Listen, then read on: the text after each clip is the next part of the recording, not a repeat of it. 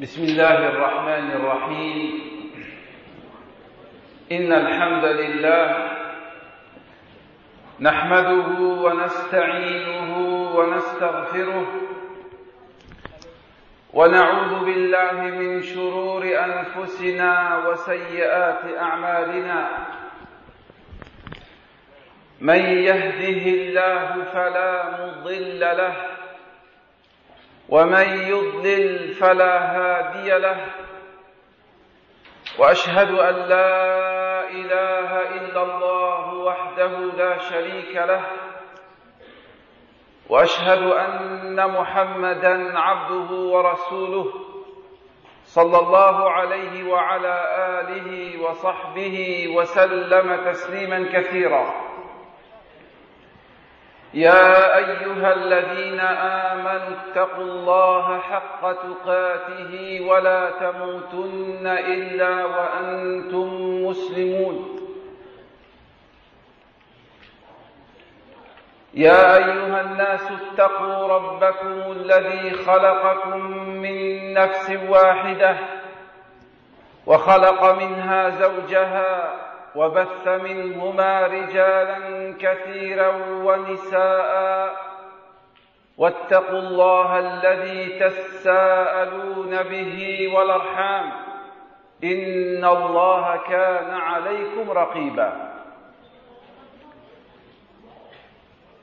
يا أيها الذين آمنوا اتقوا الله وقولوا قولا سديدا يصلح لكم أعمالكم ويغفر لكم ذنوبكم، ومن يطع الله ورسوله فقد فاز فوزا عظيما.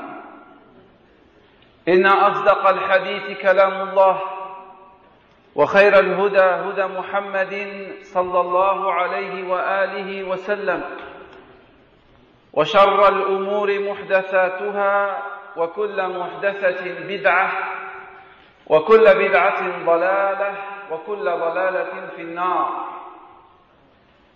أما بعد، فلا زال الحديث عن الأمثال في القرآن الكريم نتدبرها ونتذكرها مصداقا لقوله تعالى: كتاب أنزلناه إليك مبارك ليدبروا آياته وليتذكر أولو الألباب.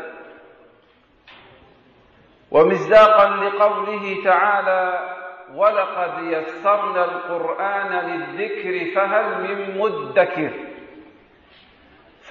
من مدكر.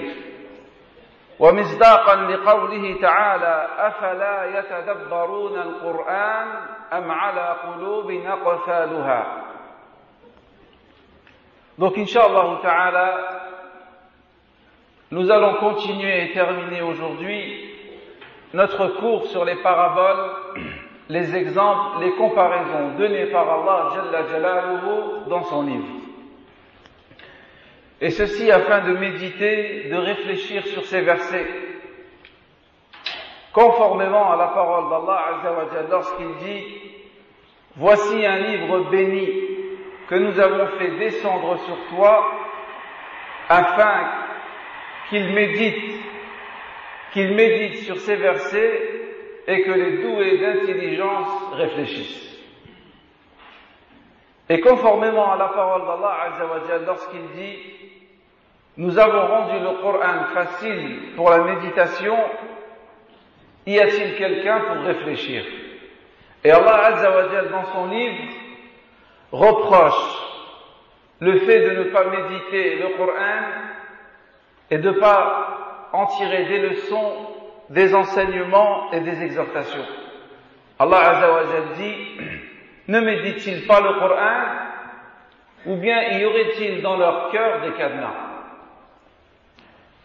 Et notre prophète sallallahu alayhi wa sallam nous a incité à la lecture du Coran, à l'étude du Coran et à sa méditation. جاء في صحيح مسلم من حديث أبي هريرة رضي الله عنه أن النبي صلى الله عليه وسلم قال: وما اجتمع قوم في بيت من بيوت الله يتلون كتاب الله ويتدارسونه إلا نزلت عليهم السكينة وغشيتهم الرحمة وحفتهم الملائكة وذكرهم الله في من عنده. Al-Hadith. Donc le prophète sallallahu alayhi wa sallam nous a incité, encouragé à l'étude, la lecture et la méditation du Coran. Il a été rapporté dans l'authentique de Muslim, d'après Abu Hurairah radiyallahu anhu, le prophète sallallahu alayhi wa sallam a dit: il n'y a pas un groupe de personnes qui se réunissent dans une maison des maisons d'Allah pour lire le Coran et l'étudier, sans que la sérénité ne descende sur eux, sans que la miséricorde ne les enveloppe, sans que les anges ne les encerclent et sans qu'Allah subhanahu wa ta'ala les mentionne auprès de lui. Et comme nous avons dit hier, Allah Azza wa Jalla, dans plusieurs versets du Coran, nous explique le but pour lequel il a donné des comparaisons, des paraboles. Il y a beaucoup de versets, notamment celui-là où Allah Azza wa Jalla dit: وَلَقَدْ ضَرَبْنَا لِلنَّاسِ فِي هَذَا الْقُرْآنِ مِنْ كُلِّ مَثَلٍ لَعَلَّهُمْ يَتَذَكَّرُونَ قُرْآنًا عَرَبِيًّا غَيْرَ ذِي عِوَجٍ لَعَلَّهُمْ يَتَّقُونَ. فضرب الله عز وجل الأمثال في القرآن للناس لعلهم يتفكرون لعلهم يتذكرون لعلهم يعقلون ولعلهم يتقون الله عز وجل. يعني بهذه الأمثال وبتدبرها يتقون الله سبحانه وتعالى بامتثال أوامره واجتناب نواهيه. وذلك أن الأمثال تقرب المعاني إلى الأفهام وتجعل المحسوس معقولا وتجعل البعيد قريبا.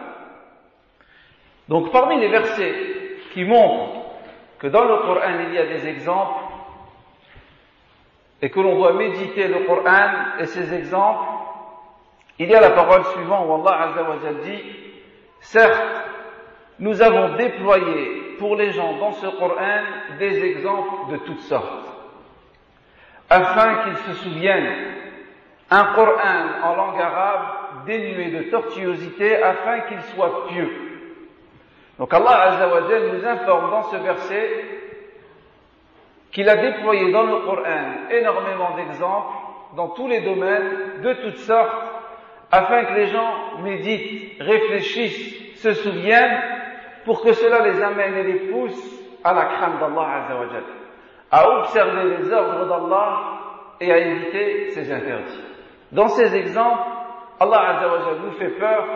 Dans ces exemples, Allah Azza wa Jalla nous menace, nous exhorte, nous rappelle les difficultés dans cette vie, les difficultés dans notre vie, afin qu'on atteigne le degré de taqwa. Et effectivement, les exemples permettent aux personnes d'assimiler une notion et de mieux la comprendre. Ainsi, ce qui est abstrait devient concret et ce qui est lointain devient proche. Et nous-mêmes, dans la vie de tous les jours, lorsqu'on explique une notion à une personne et que cette personne ne nous comprend pas, on lui donne des exemples. Et avec les exemples, généralement, les paroles deviennent plus claires. Et hier, par la grâce d'Allah Azza wa Jal, nous avions commencé par citer les paraboles qui concernent le tawhid et le shirk. Parce que les paraboles qui parlent du tawhid, de l'unicité d'Allah, et qui nous exhortent à l'unicité d'Allah, et qui nous ordonnent l'unicité d'Allah, et les paraboles qui parlent du shirk, qui nous mettent en garde contre le shirk et sa gravité, ces paraboles sont les plus nombreuses dans le livre d'Allah Azza wa Jal. Et aujourd'hui, Inch'Allah ta'ala, avec l'aide d'Allah Azza wa Jal, sans laquelle on ne peut rien faire, nous allons Inch'Allah ta'ala cité et traité d'autres paraboles qui sont venues dans le Coran dans différents domaines. Puisque comme Allah Azza wa Jalla dit, وَلَقَدْ ضَرَبْنَا لِلنَّاسِ فِي هَذَا الْقُرْآنِ مِنْ كُلِّ مَثَلٍ. Nous avons déployé dans ce livre des exemples pour les gens de toutes sortes. Des exemples dans l'unicité et dans l'associationnisme, et des exemples dans la vie d'ici-bas et dans la vie dans l'autre vie, des exemples dans la science et l'ignorance, des exemples dans la corruption et la réforme, et beaucoup d'autres exemples que nous allons citer, Inch'Allah ta'ala. Donc dans le premier exemple que nous allons citer, qui se trouve dans Surat Al-Ra'd, Allah Azza wa Jalla dit أنزل من السماء ماء فسالت أودية بقدرها فاحتمل السيل زبدا رابيا ومما يوقدون عليه في النار ابتغاء حلية أو متاع زبد مثله كذلك يضرب الله الحق والباطل فأما الزبد فيذهب جفاء وأما ما ينفع الناس فيمكث في الأرض كذلك يضرب الله الأمثال. Allah Azza wa Jalla dit dans le sens du verset, il fait descendre du ciel une eau qui s'écoule dans les vallées selon leur taille. Et le torrent porte une écume semblable à celle que le feu produit lors de la fabrication des bijoux et des ustensiles. De la même manière, Allah Azza wa Jalla donne en exemple le vrai et le faux, la vérité et le faux. L'écume du torrent et du métal fondu s'en va rejeter, tandis que l'eau et les objets utiles aux hommes demeurent sur terre. Ainsi Allah Azza wa Jalla propose des paraboles et des exemples. Que veut dire cette parabole? Ici Allah subhanahu wa ta'ala compare la révélation qu'il a fait descendre pour faire revivre les cœurs à l'eau tombée du ciel pour donner à la terre de quoi faire pousser sa végétation.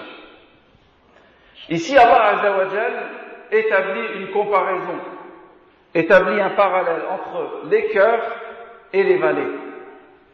Certains cœurs sont larges et peuvent contenir une grande science. De la même manière que certaines vallées sont larges et peuvent contenir une grande quantité d'eau. Et d'autres cœurs sont moins grands et leur capacité est limitée, de la même manière que certaines vallées sont étroites et peuvent accueillir une quantité d'eau moins importante.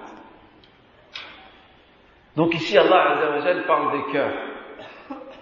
Et Allah Azza wa Jalla parle d'un torrent. Il dit les torrents qui dévalent dans les vallées, les torrents dévalent dans les vallées selon la dimension de ces vallées. De même, les cœurs se remplissent de la lumière et de la science selon leur taille. Et observez ici qu'Allah Azza wa Jalla nous fasse miséricorde, que lorsque le torrent déverse et il se mêle à la terre, il en transporte les débris. Et ce torrent se retrouve recouvert d'une écume, az-zabad. De même, la lumière de la science, de même la lumière et la science, lorsqu'elle pénètre les cœurs, elle en soulève les mauvais désirs et en retire les ambiguïtés pour les déraciner et s'en débarrasser. Et puis Allah Azza wa Jalla subhanahu wa ta'ala cite dans ce passage un autre exemple qui est relatif au feu. Après nous avoir parlé de l'eau, Allah Azza wa Jalla nous parle du feu. Il dit une écume semblable à celle que le feu produit lors de la fabrication des bijoux et des ustensiles.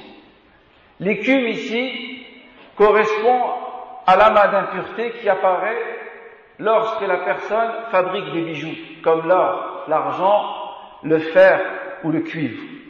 Ainsi, le feu vient chasser cette écume et vient chasser cette impureté, et il ne reste plus que l'or, et il ne reste plus que ce bijou dont les gens profitent. De même, les cœurs des croyants expulsent les ambiguïtés et les passions et s'en débarrassent, comme le feu et le torrent font avec l'écume et les débris. Et Allah Azza wa Jal finit ce verset en disant: l'écume du torrent et du métal fondu s'en va rejeter, les mauvaises choses s'en vont, tandis que l'eau et les objets utiles aux hommes demeurent sur terre. Que veut dire cette phrase? Que veut dire ce verset, Allah Azza wa Jal dit: l'eau pure stagne au fond des vallées, et cette eau-là, les gens en tirent profit pour s'abreuver et pour irriguer leurs terres. De la même manière que la foi pure qui s'installe au fond du cœur, elle profite aux croyants et elle profite aux gens en général. Donc voilà le premier exemple qui parle du cœur et du rôle que le cœur joue chez l'être humain. Et malheureusement, chez beaucoup chez beaucoup de personnes, les gens donnent une plus grande importance à l'apparence qu'au cœur. À l'image d'une personne qui s'habillerait des meilleurs vêtements et qui se parfumerait des plus beaux parfums, mais imaginez-vous qu'à l'intérieur, il est vide. Ou à l'image d'une maison qui extérieurement, sa façade est belle, son toit est beau, mais imaginez que les fondations à l'intérieur, imaginez que les murs porteurs à l'intérieur ne sont pas stables. C'est pourquoi, mes frères, mes sœurs, wallah, il faut faire un plus grand effort sur notre cœur. Le prophète sallallahu alayhi wa sallam dit: At-taqwa hahuna wa ashara ila sadrihi. La crainte d'Allah est ici. Et le prophète sallallahu alayhi wa sallam a pointé le doigt vers la poitrine. C'est-à-dire que la crainte d'Allah se trouve dans les cœurs. Et lorsque cette crainte existe dans les cœurs, forcément, elle se manifeste à l'extérieur. Le deuxième exemple, c'est dans Sourate Yunus. Allah Azza wa Jalla nous dit: Innama mathalul hayati dunya kama'in anzalnahu minas sama'i fakhtalata bihi nabatul ardi mimma ya'kulu an-nas wal an'am hatta idha akhadhat al-ardu zukhrufaha وزينت وظن أهلها أنهم قادرون عليها أتاها أمرنا ليلا أو نهارا فجعلناها حصيدا كأن لم تغن بالأمس كذلك نفصل الآيات لقوم يتفكرون والله يدعو إلى دار السلام ويهدي من يشاء إلى صراط مستقيم. Dans le sens du verset, Allah Azza wa Jalla dit: la vie présente, la vie d'ici-bas, est comparable à une eau que nous faisons descendre du ciel. Et cette eau se mélange à la végétation de la terre dont se nourrissent les hommes et les bêtes. Puis, lorsque tu vois la terre prendre sa parure et s'embellir, et les gens pensent que cette terre est à leur disposition. Notre ordre lui vient de nuit ou de jour, et c'est alors que nous la rendons toute moissonnée, comme si elle n'a pas été fleurissante la veille.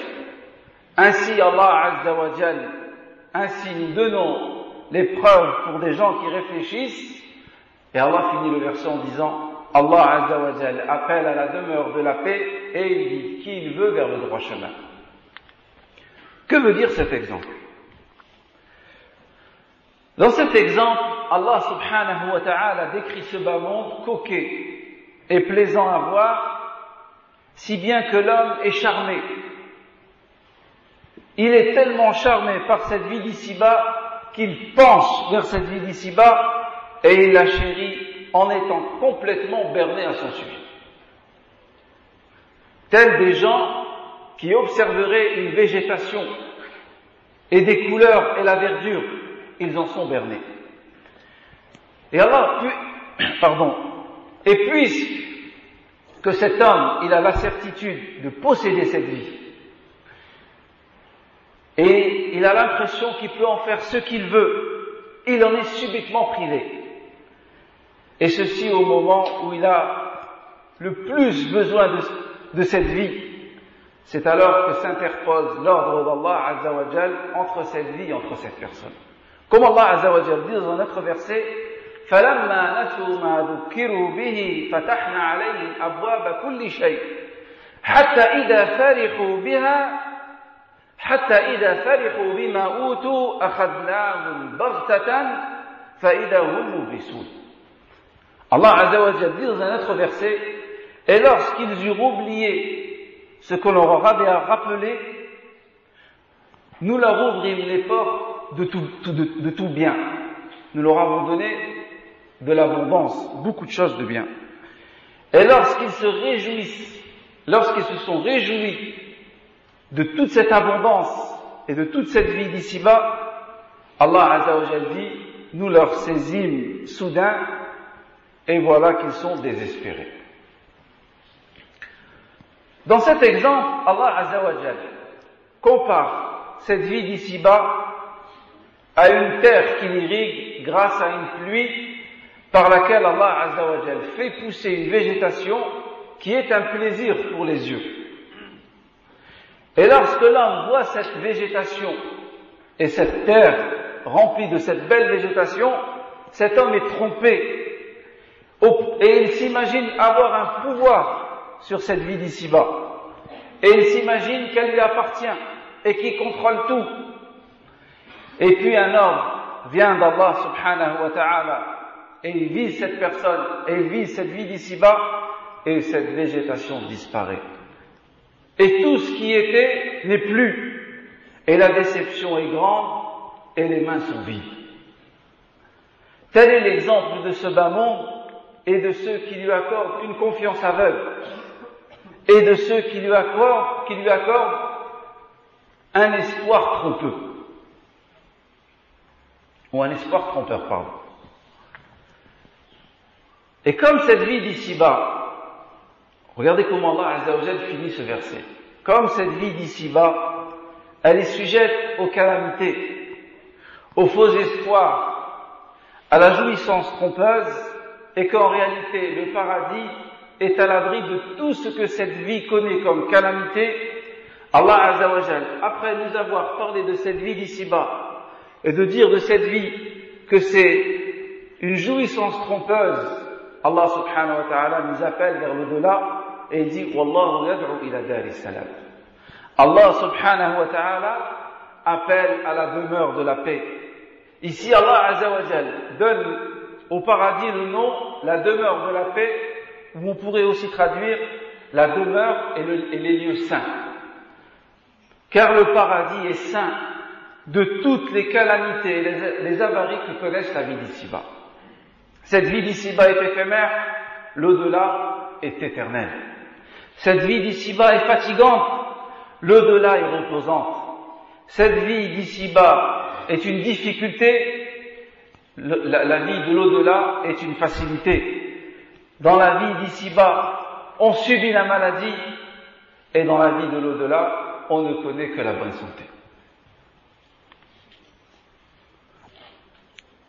Le troisième exemple, c'est un exemple qui se trouve dans Surat Al-A'raf. Allah subhanahu wa ta'ala dit dans le Coran وَاتْلُ عَلَيْهِمْ نَبَأَ الَّذِي آتَيْنَاهُ آيَاتِنَا فَانْسَلَخَ مِنْهَا فَأَتْبَعَهُ الشَّيْطَانُ فَكَانَ مِنَ الْغَاوِينَ وَلَوْ شِئْنَا لَرَفَعْنَاهُ بِهَا وَلَكِنَّهُ أَخْلَدَ إِلَى الْأَرْضِ وَاتَّبَعَ هَوَاهُ فَمَثَلُهُ كَمَثَلِ الْكَلْبِ يَلْهَثُ إِنْ تَحْمِلْ عَلَيْهِ يَلْهَث أو تتركه يلهث ذلك مثل القوم الذين كذبوا بآياتنا فاقصص القصص لعلهم يتفكرون ساء مثلا القوم الذين كذبوا بآياتنا وأنفسهم كانوا يظلمون من يهد الله فهو المهتدي ومن يضلل فأولئك هم الخاسرون. Allah Azza wa Jal dit dans le sens du verset: et raconte-leur l'histoire de celui à qui nous avons donné nos signes et qui s'en est dépouillé. Le diable le rattrapa et il devint des nombres et il fut des nombres des égarés.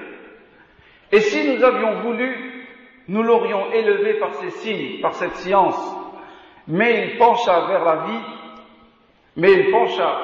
vie d'ici-bas et il suiva sa propre passion. Son exemple est comparable à un chien. Si tu le laisses, il allaite.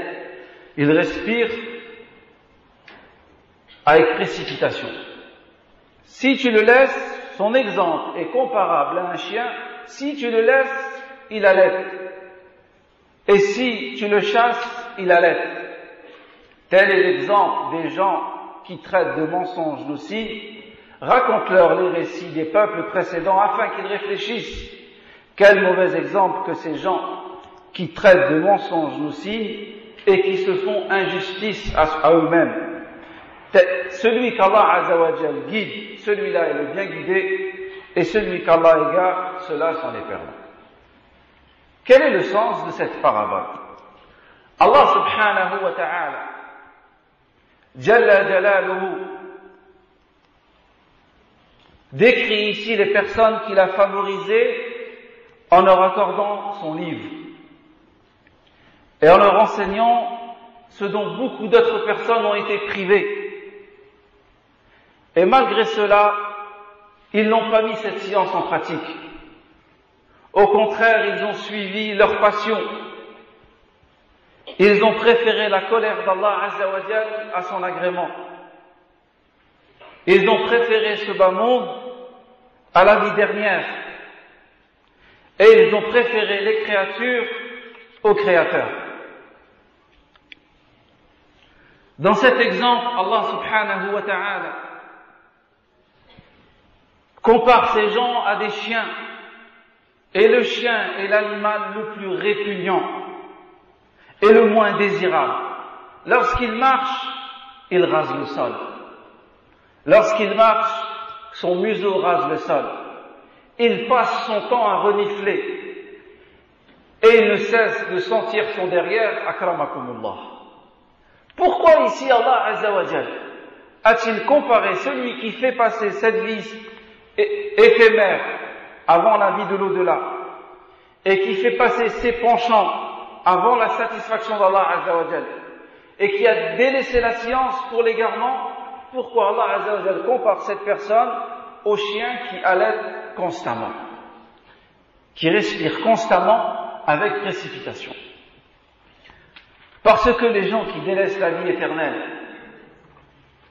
qui délaissent la satisfaction d'Allah et qui délaissent la science, ils ne le font que parce qu'ils brûlent de passion et d'envie pour cette vie d'ici-bas. Ainsi, cette flamme qui brûle dans leur cœur et qui provoque chez eux une convoitise jamais insatisfaite est semblable à l'allaitement perpétuel du chien. Et observez, qu'Allah Azza wa Jalla nous fasse miséricorde, que le chien fait partie des animaux qui allaitent le plus. Debout, assis, en marchant, arrêté, il allaite constamment. Même quand il n'a pas soif, il allaite. Quand tu le laisses, il allaite. Et quand tu le chasses, il allaite. Et de même, celui qui a laissé la science et qui a penché vers cette vie d'ici-bas, qui a suivi ses passions, quand tu le sermonnes, lorsque tu lui donnes et tu lui prodigues des conseils, il reste dans son égarement. Comme le chien, lorsque tu le chasses, il reste, il allaite. Et cette personne, lorsque tu la laisses dans son égarement, il reste dans son égarement et il brûle de convoitise pour cette vie d'ici. Regardez cette comparaison qu'Allah Azza wa Jalla donne entre le chien et cette personne. Voilà donc le sort de celui qui fait passer ses passions, ses penchants avant la satisfaction d'Allah Azza wa Jalla, qui a préféré la vie éphémère à la vie éternelle et qui a délaissé la science pour l'égarement. Qu'Allah Azza wa Jalla nous en préserve.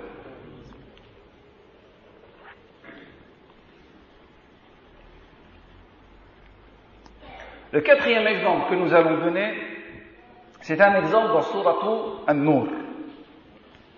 Allah Azza wa Jalla dit dans le verset وَالَّذِينَ كَفَرُوا أَعْمَالُهُمْ كَسَرَابٍ بِقِيعَةٍ يَحْسَبُهُ الظَّمْآنُ مَاءً حَتَّى إِذَا جَاءَهُ لَمْ يَجِدْهُ شَيْئًا وَوَجَدَ اللَّهَ عِندَهُ فَوَفَّاهُ حِسَابَهُ وَاللَّهُ سَرِيعُ الْحِسَابِ أَوْ كَظُلُمَاتٍ فِي بَحْرٍ لُجِّيٍّ يغشاه موج من فوقه سحاب ظلمات بعضها فوق بعض إذا أخرج يده لم يكد يراها ومن لم يجعل الله له نورا فما له من نور. Allah Azza wa Jalla dit dans ce verset: quant à ceux qui ont mécru, leurs actions sont comme un mirage dans une plaine désertique que l'assoiffé prend pour de l'eau. Puis lorsqu'il parvient, il ne trouve rien. Et il ne trouve qu'Allah subhanahu wa ta'ala qui lui rend compte de toutes ses actions, et Allah Azza wa Jal est rapide pour faire les comptes. Ou alors cette personne, Allah Azza wa Jal nous dit, ou alors les actions de cette personne ressemblent aux ténèbres d'une mer profonde, recouverte par des vagues au-dessus desquelles s'élèvent d'autres vagues, sur lesquelles il y a un épais nuage. Comme des ténèbres les unes au-dessus des autres, si bien que celui qui sort la main ne la distingue pas, et celui à qui Allah Azza wa Jal l'a privé de lumière, celui-là n'a aucune lumière. Donc dans cet exemple et dans cette parabole, Allah Azza wa Jal subhanahu wa ta'ala illustre l'état des mécréants par deux exemples. Le premier est celui d'un mirage et l'autre est celui d'un amas et d'un mont de ténèbres. Ceci parce que les gens qui se détournent de la lumière et de la vérité sont de deux sortes. Il y a d'abord ceux qui sont persuadés d'avoir raison et qui sont persuadés d'être sur la vérité. Mais ils découvrent ensuite le contraire de ce qu'ils pensaient, de ce qu'ils s'imaginaient, lorsque la vérité éclate au grand jour. Cela est le cas des mécréants, cela est le cas des innovateurs, et de ceux qui suivent leur passion et qui pensent être sur la bonne voie et qui pensent agir conformément. Et puis, lorsque la vérité lui est dévoilée, il se rend compte de son égarement. Il se rend compte que ses idées, ses théories, ses grandes pensées, ses croyances, ses actes, ses actions, ils sont comparables à un mirage que les yeux prennent pour de l'eau alors qu'il n'en est rien. Et ceci à un moment où il en aura le plus besoin. C'est pour ça qu'Allah Azza wa Jalla nous parle de la personne qui est assoiffée. Parce qu'on sait que lorsqu'on est assoiffé dans une terre désertique, vous vous imaginez cette personne comment elle est assoiffée, et vous vous imaginez la déception de cette personne qui ne trouve rien d'autre, qui ne trouve rien si ce n'est un mirage. Et il a été rapporté dans l'authentique de Bukhari, d'après Abu Sa'id al-Khudri radiyallahu anhu, et ce hadith illustre bien ce verset du Coran. Il dit, le prophète sallallahu alayhi wa sallam, au jour de la résurrection, on fera venir l'enfer. Imaginez-vous qu'Allah Azza wa Jal fera venir l'enfer. Et l'enfer aura l'apparence d'un mirage, aura l'apparence d'une source d'eau. Vous allez comprendre pourquoi. Et on demandera aux Juifs, qui adorez-vous? Qui adoriez-vous? Et les Juifs diront, nous adorions Uzayr, le fils d'Allah. Et on leur dira, vous avez menti. Allah Azza wa Jal n'avait ni compagne, ni enfant. Et on leur demandera quel est votre souhait. Imaginez-vous ce jour de soif, et en face d'eux, ils ont un mirage, une source d'eau. Ils diront que tu nous abreuves, ô Allah subhanahu wa ta'ala.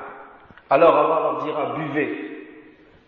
Et ils se précipiteront vers l'enfer en pensant que cet enfer est une source d'eau, alors que ce n'est qu'un mirage. Et de même, on fera avec les chrétiens. On leur demandera, qui adoriez-vous donc? Ils diront, nous adorions Isa, le fils de Dieu. Ta'ala Allahu amma yaquluna 'uluwan kabira.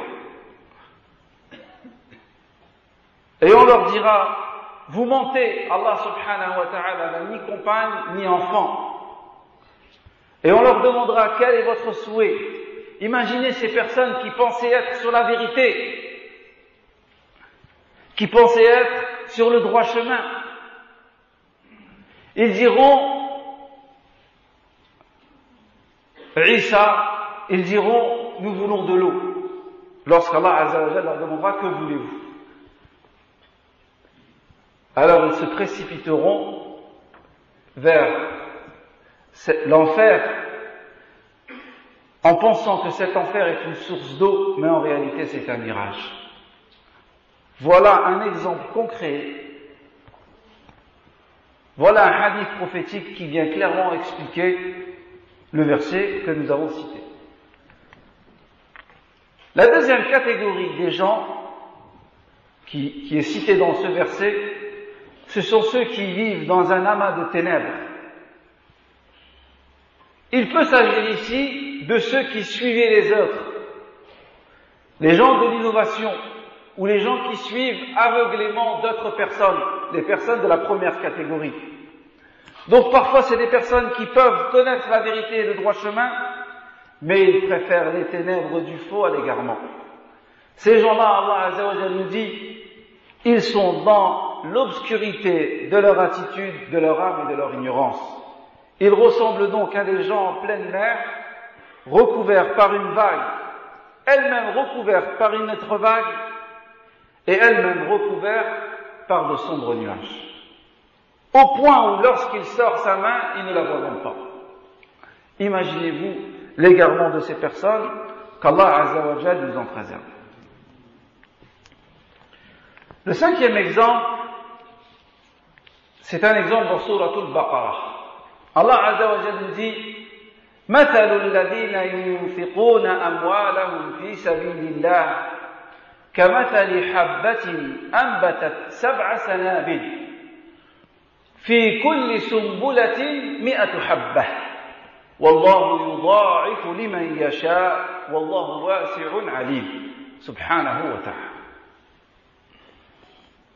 Dans le sens du verset, Allah Azza wa Jalla dit, l'exemple de ceux qui dépensent leurs biens dans le sentier d'Allah Azza wa Jalla ressemble à un grain d'où naissent 7 épis. Et chaque épi contiendra 100 grains. Et Allah Azza wa Jalla multiplie la récompense à qui il veut, et Allah est immensément généreux, et il est Allah subhanahu wa ta'ala, celui qui est savant. Ici Allah Azza wa Jalla compare ce qui est donné dans la voie d'Allah Azza wa Jalla à des grains que l'on plante et qui ont chacun ou chacune donné 7 épis, qui contiennent, chacun contient 100 grains. Et ici la voie, la dépense qui est donnée dans sa voie, désigne la lutte, ou elle désigne aussi tous les voies du bien. Donc Allah subhanahu wa ta'ala multiplie selon l'état du donateur, de celui qui donne la charité, selon sa foi, selon la pureté de son intention, selon la bienveillance d'Allah Azza wa Jalla. C'est pour ça qu'Allah dit « Wallahu wasi'un alim ». Allah sait ce que vous faites et Allah Azza wa Jalla est généreusement immense, subhanahu wa ta'ala. Sa générosité, Allah est généreusement immense, subhanahu wa ta'ala. Et Allah Azza wa Jalla multiplie aussi cette action selon l'utilité et selon l'importance et l'effet de ce don. Car sans aucun doute, la dépense que l'on donne et la charité que l'on donne, elle dépend de la foi, de la sincérité et de la fermeté qui habite le cœur au moment où on donne l'aumône. Lorsqu'on donne l'aumône, il faut la donner avec un cœur ferme, sans hésitation. Et ici, la fermeté, que signifie-t-elle? Elle signifie que lorsque on donne l'aumône, on le fait avec un cœur ferme, c'est-à-dire on est heureux de le faire. Et l'objet de la dépense, il a déjà quitté le cœur avant d'avoir quitté notre main. Tellement on est heureux et content de donner pour Allah subhanahu wa ta'ala. Donc le croyant, il a donc le cœur ferme au moment de donner l'aumône et il n'est nullement attristé ou détaché de ce qu'il a donné. Au contraire, il donne d'une main, il donne d'une main ferme. Et ceci contrairement à celui qui donne son aumône avec une main tremblante, comme son cœur est tremblant. Il craint la pauvreté, alors que le prophète sallallahu alayhi wa sallam nous enseigne que celui qui donne une aumône, sa richesse ne fait qu'augmenter. Parce qu'Allah azza wa jal est généreux, tabaraka wa ta'ala. Le sixième exemple que nous allons donner, c'est dans Sourate Al-Imran. Allah azza wa jal dit: إن الذين كفروا لن تغني عنهم أموالهم ولا أولادهم من الله شيئا وأولئك أصحاب النار هم فيها خالدون مثل ما ينفقون في هذه الحياة الدنيا كمثل ريح فيها صر أصابت حرث قوم ظلموا أنفسهم فأهلكته وما ظلمهم الله ولكن أنفسهم يظلمون. Allah Azza wa Jal dit dans le sens du verset: quant à ceux qui ne croient pas, ni leurs biens, ni leurs enfants ne pourront les mettre à l'abri d'Allah subhanahu wa ta'ala. Et ce sont les gens du feu, ils y demeureront éternellement. Ce qu'ils donnent, ce qu'ils dépensent dans la vie d'ici-bas ressemble à un vent glacial qui s'abat sur un champ appartenant à des gens qui se sont lésés eux-mêmes. Et ce vent glacial vient détruire ce champ. Allah Azza wa Jalla n'est pas injuste avec eux, mais ce sont eux-mêmes qui se sont fait injustice. Ici, Allah Azza wa Jal, subhanahu wa ta'ala, nous informe que les richesses et les enfants de ceux qui ont mécru ne les mettront jamais à l'abri d'Allah subhanahu wa ta'ala, ni de son châtiment. Et ceci, car dans cette vie d'ici-bas, la richesse d'une personne, son rang social, ses enfants, peuvent lui être d'un recours dans une difficulté, ou lorsque les gens lui font un reproche, il peut arriver que les richesses et les enfants de cet homme le délivrent de cette difficulté. Mais Allah Azza wa Jalla nous dit ici que dans l'au-delà, ni les richesses, ni les enfants, même s'ils sont abondants, ne mettront la personne à l'abri du châtiment d'Allah Azza wa Jal et ne mettront à l'abri personne d'Allah subhanahu wa ta'ala. Et ici Allah Azza wa Jal compare aussi les mécréants qui dépensent de leur argent pour barrer la voie droite aux gens et pour empêcher les gens de suivre la religion d'Allah Azza wa Jal. Allah compare ces gens-là dans leurs dépenses à une plantation dont le propriétaire, après la bonne récolte, son champ est dévasté par un vent glacial. Que le vent froid souffle et il consume toute végétation sur son passage, si bien que son champ est retrouvé saccagé et le retrouvé complètement anéanti. Toutes ces richesses dépensées, elles ont été anéanties par un vent glacial.